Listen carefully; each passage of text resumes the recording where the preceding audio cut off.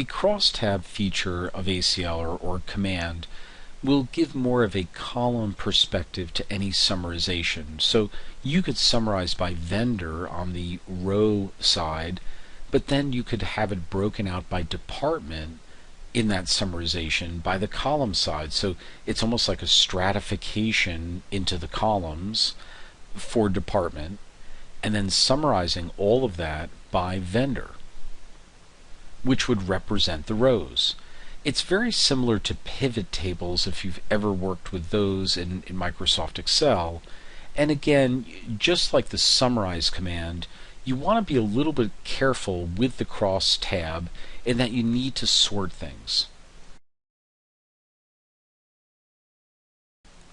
So doing some practicing with the crosstab command, if we can take the analyze, cross tabulate, and in this case what we want to do is take a look at the actual enterers. So the enterer initial can be the rows in this particular case, and then for the columns what we'll do is we'll make that the pay year month in a way to cross tabulate on that category.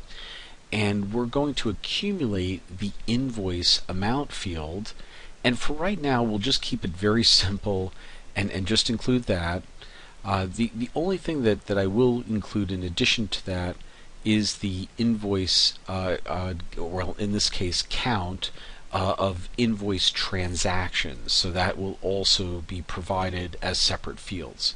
So let's take a look at that. You have to go to output, and in the name field we're going to call this cross enterer time. So it's a little interesting to look at. I mean, we have basically the invoice amount, the count, etc. Now, I did this to show that this may be the way you like to look at things. So that is one option of how to do it. Another option would be to go back to the log and taking a look at that crosstab command. Now, with this in effect, what we could do is actually just get rid of the invoice amount and just go include count, and we'll do it to the same file. So now we just have by enter a count crosstab. I'm going to do this one more time. Go back to the paid file, go to the crosstab and edit command, and in this case instead of count we'll put amount. But this time I am going to put amount at the end of this. So now we just have the amount cross-tabulated by enter and by year. So this can make for excellent graphing within Excel. Just to drop that into Excel and graph that as a line chart. It ends up being about 5 lines in this case for each enterer, and you can kind of see the the trending up and down by enterer, which is quite interesting and useful. But we'll keep that out of this course for today. Now, just to show you a different perspective and rather quickly, notice how we do have a lot of these pay year months that go out for many columns to the right, and we only have 5 of the enterer initials. This, as you would do this type of work, you'll start to see what data falls where. If we summarize this by vendor, you would have more vendors probably than you do columns. So that makes a lot of sense. But in this particular case, as you do this type of analysis, you realize sometimes it makes sense for us to put the enterer initial in this case as the column and vice versa. And again, easy to do. Another thought that you might want to consider is just consolidating these columns a little bit in some way, if that is possible. If it is departments, maybe you could do it by company code instead of department, and that brings it up one level. In this case, let's go back to the paid invoice file, and I'll show you one trick we can do. So in this particular field, I went to the edit table definition. In this pay month year, I can actually, I just want to see if I have this field in there. I don't have a pay year field.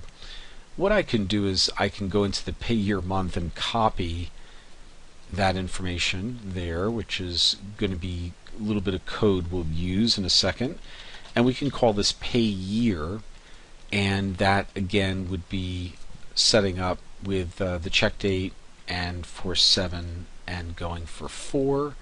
Just want to make sure that your year is always in the basically the last 4 digits of that date. So we do want to make sure of that. So let's kind of make sure that we go to Tools, Options, and in the numerics, dates, we have month, day, year. So we're okay there. And now what we can do is we can cross-tabulate this paid invoice file. Again, the invoice file that has all of the detailed transactions, and we can do it by pay year and enter. Now we know there's not that many years, so it kind of makes sense, and we'll also just do the invoice amount here, and maybe we can just call this something like pay year cross, just for right now.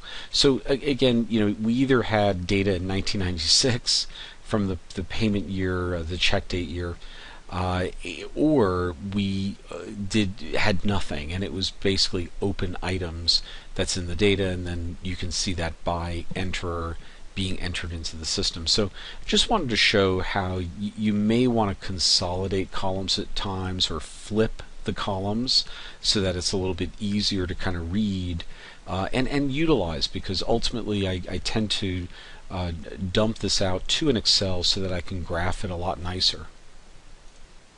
And just to get another perspective, instead of doing it by enter or department or company, one of our earlier exercises was creating a stratification by pay month year.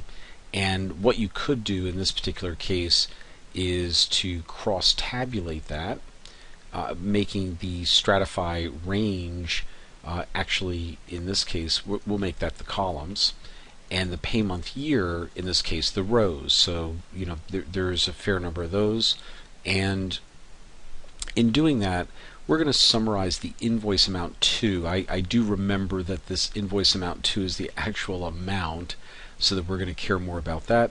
I'm not going to include account, and we can call this year month cross.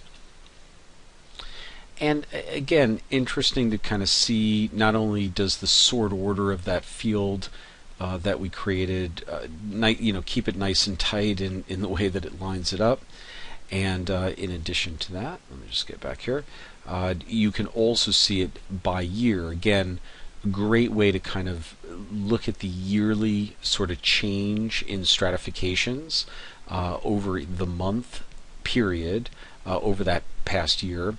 So as you can look here and see various time frames where the spend in certain strata or category goes up. And just kind of jumping out to some of the larger values here, because that's more interesting. We'll format it so we can see it a little bit better. You start to see what are those months that you do get a couple of spikes, and maybe taking a look at the strata one below. Once again, you can very quickly see 1, 2, 3, 4. 4 or 5 of these actually jump out more so than any others, and you can just look by month to see that more clearly. Again, kind of the power of these pivot tables or cross tabulations in making it very easy to see things that otherwise you wouldn't be able to see in your data.